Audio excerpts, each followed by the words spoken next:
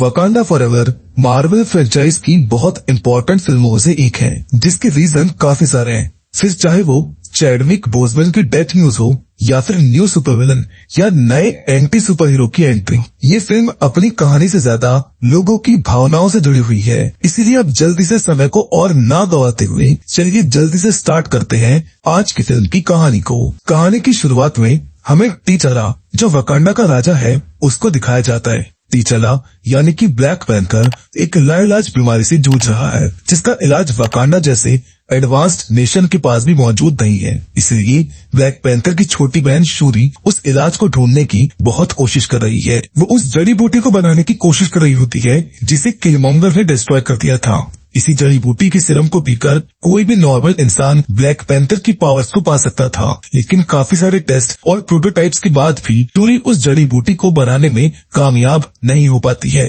वो अपने virtual assistant से बार बार टीचरा की कंडीशन को चेक करने को बोलती है। वकांडा के राजा यानी कि टीचरा को बचाना चाहती है, लेकिन तभी उसकी लैब में उनकी माँ रवांडा आती है, जो शूरी को बोलती है कि ये सब करने की अब कोई जरूरत नहीं है क्योंकि टीचरा नहीं रहा। यानी कि वकांडा का ब्लैक पैंथर अब मर चुका था। जिसके बाद फिल्म में हमें टीचरा का फ्यूनरल दिखाया जाता है, जिसमें हमें वकांडा की ट्रेडिशनल वैल्यूज देखने के लिए मिलती है। और अब मजबूरन वकांडा की राजगद्दी पर वहाँ की रानी रवांडा को बैठना पड़ता है, जहाँ कहानी आगे अब 1 साल बाद की दिखाई जाती है। अच्छा, एक चीज मैं आपको बता देता हूँ कि वकांडा इतना एडवांस नेशन इसीलिए है क्योंकि उसके पास एक ऐसा मेटल मौजूद है जो दुनिया में सबसे शक्तिशाली है, जिसको वाइब्रेनियम बोला जाता है। वकांडा के मोस्टली वेपन्स और सिक्योरिटी सिस्टम्स इसी वाइब्रेनियम मेटल के बने हुए हैं। इसी वाइब्रेनियम की वजह से वकांडा बहुत ज्यादा टेक्नोलॉजिकली एडवांस है, जिसको ज्यादातर देश हासिल करना चाहते हैं। अब हमें यूनाइटेड नेशंस का हेडक्वार्टर दिखाया जाता है, जहाँ रानी रेमोंडा को कन्फ्रंट किया जा रहा था कि क्यों आप लोग हमसे वाइब्रेनियम और अपनी टेक्नोलॉजी को शेयर नहीं करते हैं। जिस पर रानी रेमोंडा उनको 2 दिन पुराने एक इंसिडेंट के बारे में बताती है। उनके एक सीक्रेट रिसर्च सेंटर का था, वहाँ अटैक कर वाइब्रेनियम को चुराने की कोशिश करी थी, लेकिन सही समय पर ओकोयो, जो कि दूरा मिलाजी की कमांडर है, वहाँ पर आ जाती है और उन्हें पकड़ लेती है। रेमोंडा यूनाइटेड नेशंस में बोलती है कि हमारे संसाधनों को चुराने की कोशिश की जा रही है और अगर ऐसा दोबारा हुआ तो वकांडा यूनाइटेड नेशंस और उसकी गरिमा को भूल जाएगा, जिसके बाद जवाब हमारे हथियार देंगे जंग के मैदान में। जिसके बाद हमें समुद्र के बीच में एक लैब दिखाई जाती है, जहाँ कुछ लोग वाइब्रेनियम को समुद्र के नीचे खोजने की कोशिश कर रहे होते हैं। स्कूबा डाइवर्स की एक टीम समुद्र में जाकर उस ड्रिल की छानबीन कर रहे होते हैं, जो अचानक से काम करते करते किसी चीज से टकरा कर टूट गई है। जहाँ जाने पर उनको ये मालूम होता है कि ये ड्रिल किसी मेटल से टकराकर टूट गई है, जो ऑफ कोर्स वाइब्रेनियम ही है। यानी कि बाहरी दुनिया को वाइब्रेनियम का एक नया स्रोत मिल गया था। वो लोग उस वाइब्रेनियम डिटेक्टर को दोबारा चालू करने की कोशिश करते हैं, जहाँ अचानक से वहाँ की पावर सप्लाई चली जाती है, जबकि वहाँ के कुछ लोग समुद्र के अंदर एक अजीब से हलचल महसूस करते हैं, मानो कि जैसे कोई समुद्र में गाना गा रहा हो। सब लोग उस आवाज को सुनते हैं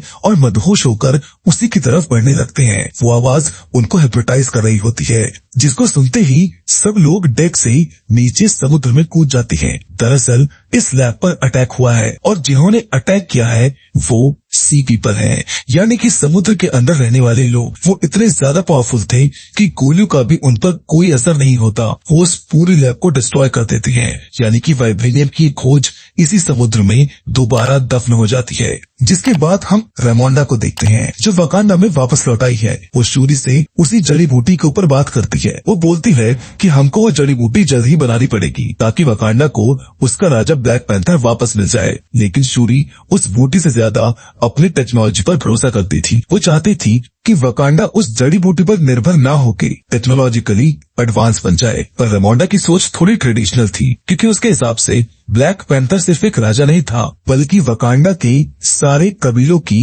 एक कड़ी था। जहां आगे अब हम रेमोंडा और शूरी को नदी के किनारे टीचला की बातें करते हुए देखते हैं। रेमोंडा टीचला को याद कर रही होती है। वो कहती है कि मैं आज भी यहाँ की हवाओं में उसको महसूस कर सकती हूँ। रेमोंडा और शूरी आपस में बात कर ही रही होती है कि तभी हम पानी में नेमोर को देखते हैं, जिसको देखकर ये दोनों बहुत हैरान होती है। नेमोर रेमोंडा को आगाह करने आता है वो इनको बताता है कि दूसरे देशों को समुद्र में वाइब्रेनियम का भंडार मिला है, जिसे वाइब्रेनियम डिटेक्टर नाम की एक मशीन से डिटेक्ट किया जा सकता है। उस मशीन को जिस किसी भी साइंटिस्ट ने बनाया है, तुम उसे ढूंढोगे और हमको ला कर दोगे, वरना अंजाम तुम्हारे और हमारे दोनों के लिए बहुत बुरे होंगे। रेमोंडा इस बात की सीरियसनेस को समझ रही थी, क्योंकि निमोर बहुत आसानी से वकांडा के अंदर आ गया था, जिसके अंदर बिना किसी परमिशन के आना नामुमकिन था।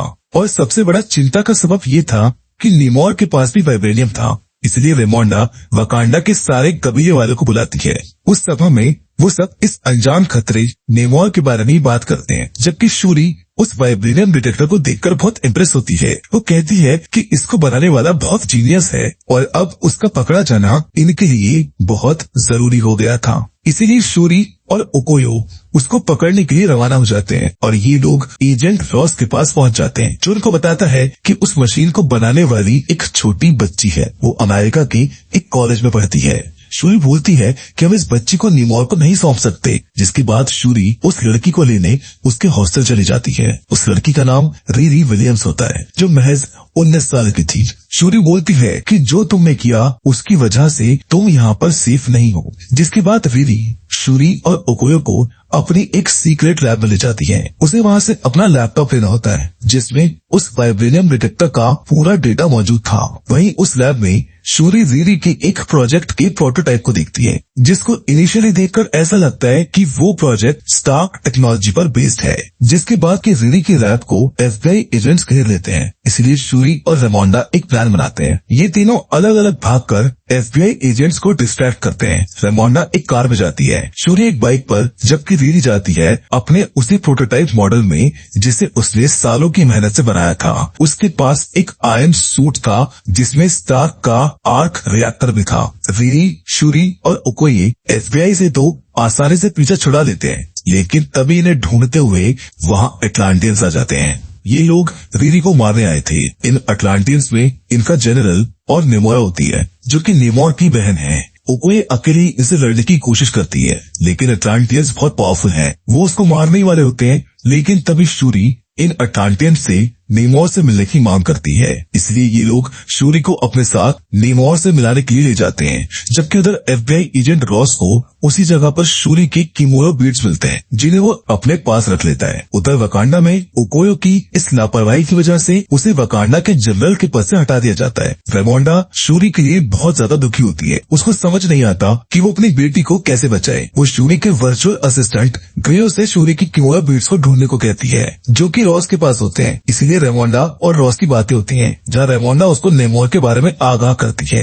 रेमोंडा को यहाँ पर ये भी बताता है कि अटलांटियंस यानी कि टेलोकानी, जिन्होंने शूरी और रीरी को किडनैप किया है, उनकी भाषा यूकाटिक मायन थी। यानी कि ये सी पीपल मायन सभ्यता के लोग थे, जो बेसिकली प्री कोलम्बियन सिस्टम को फॉलो करते हैं। इजी लैंग्वेज में ये हिंदुइज्म से मिलती जुलती एक मैक्सिकन सभ्यता थी। जिसके बाद रेमोंडा नाकिया से मिलने जाती है। नाकिया तीचाला की गर्लफ्रेंड थी, जो उसको शूरी को ढूंढने को कहती है। उधर शूरी और रीरी दोनों एक गुफा में होते हैं, जो निमोर से मिलने आई है। जबकि उधर नाकिया ने भी वो एक गांव पहुंचती है, जहाँ पर उसको निमोर के बारे में पता चलता है। इन गांव वालों के लिए वो एक भगवान है। वो बताती है कि उसको ढूंढना बहुत खतरनाक है और जिसने भी उसको ढूंढने की कोशिश करी वो कभी वापस नहीं आया। जिसके बाद हम देखते हैं शूरी और निमोर की मुलाकात को। वो उसको टेलोकन लोगों के बारे में बताता है। निमोर की माँ जन्म से एक इंसान थी। निमोर बताता है कि उसके सभी पूर्वज पहले इंसान थे, लेकिन चीचक की महामारी और स्पेनिश अटैक के समय चाक देवता उनके पुरोहित के सपने में आए और उनको इससे बचने का रास्ता दिखाया। और जब उन्होंने उस जगह को एक्सप्लोर किया तो उन्हें वहाँ पर एक जड़ी बूटी मिली। ये वही जड़ी बूटी थी जो वकांडा में भी पाई जाती थी, जिसके अंदर वाइब्रेनियम की क्वालिटीज थी। इन्हीं जड़ी बूटियों के सेवन की वजह से ये मायन लोग नीचे पानी में सांस लेने के काबिल बने, लेकिन उसका नुकसान ये हुआ कि अब ये लोग जमीन पर सांस नहीं ले सकते थे। नेमोर की माँ भी उनमें से ही एक थी, लेकिन जब उसका ऐसा ट्रांसफॉर्मेशन हुआ तब नेमोर अपनी माँ के पेट में था। इसीलिए वो अकेला ऐसा है जो पानी और हवा में सांस ले सकता था। जिसके बाद नेमोर शूरी को पहली बार अपनी सिटी टालोकन पर लेकर जाता है। वो बोलता है कि मैं इन्हीं को बचाने के लिए बस रीरी को मारना चाहता हूँ, ताकि किसी को भी इनके बारे में पता ना चले। लेकिन फिर भी शूरी नेमोर से रीरी को ना मारने की गुजारिश करती है। नेमोर शूरी को उसके साथ इस दुनिया से जंग छेड़ने को कहता है। उधर रेमोंडा नेमोर को शूरी और वीरी को वापस करने के लिए बोलती है, लेकिन नेमोर इस बार उनको धमकी देते हुए कहता है कि अगर हमारे अस्तित्व के बारे में किसी को पता चला तो मैं दुनिया के साथ साथ वकांडा को भी खत्म कर दूंगा। नाक्या भी शूरी को ढूंढते हुए उन तक पहुंच जाती है, जिन्हें वो वहां से भगाने में कामयाब हो जाती है। नेमोरा नेमोर को समझाने की कोशिश करती है कि शूरी हमारे बारे में अब सब कुछ जानती है, हम उस पर भरोसा नहीं कर सकते हैं। इसीलिए अब नेमोर भी नाराज होकर जंग छेड़ देता है। एटलांटियंस वकांडा पर हमला कर देते हैं। वकांडा का सिक्योरिटी सिस्टम जो बहुत एडवांस है, उसको एटलांटियंस कुछ ही मिनटों में तबाह कर देते हैं और इसी तबाही में वीरी और शूरी को बचाते हुए रेमोंडा मारी जाती है। शूरी अपनी माँ और वकांडा की रानी की मौत का जिम्मेदार नेमोर को ठहराती है।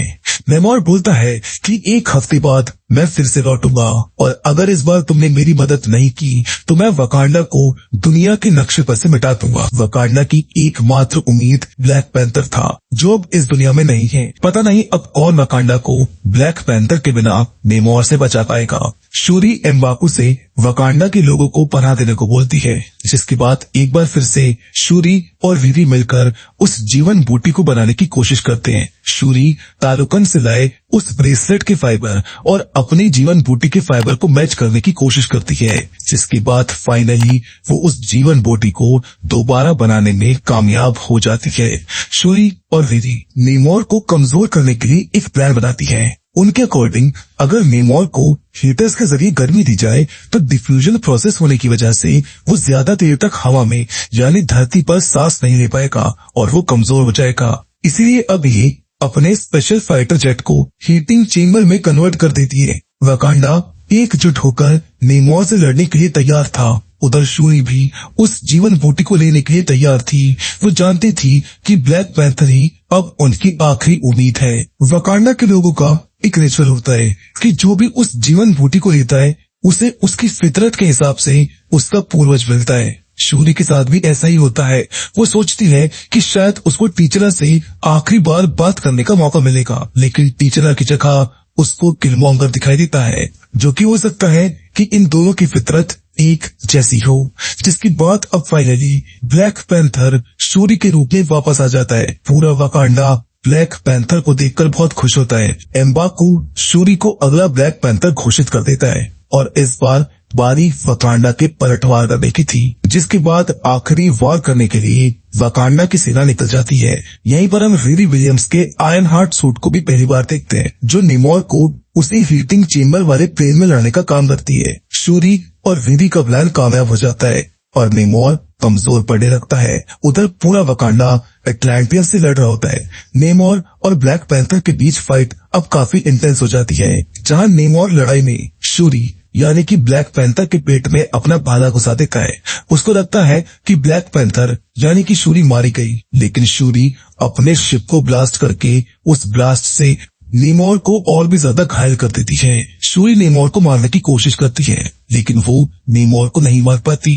नेमोर कोई बुरा इंसान नहीं था, वो भी शूरी की तरह अपने लोगों की रक्षा कर रहा था। शायद इसीलिए शूरी नेमोर को नहीं मारती। शूरी बोलती है कि हार मान लो और अब से वकांडा भी तुम्हारे साथ तुम्हारे सागर की रक्षा करेगा। वो बोलती है कि हम मिलकर अपने लोगों को बचाएंगे, जिसके बाद ये लड़ाई रोक दी जाती है, जिसके साथ वकांडा फॉरएवर की ये कहानी यहीं पर खत्म हो जाती है। शूरी ने वकांडा और तालुकन दोनों को बर्बाद होने से बचा लिया था। इस फिल्म के अंदर एक पोस्ट क्रेडिट सीन भी है, जिसमें हमको टीचरा का बेटा दिखाया जाता है, जिसका मतलब ये है कि वकांडा का असली राजा लौटा है।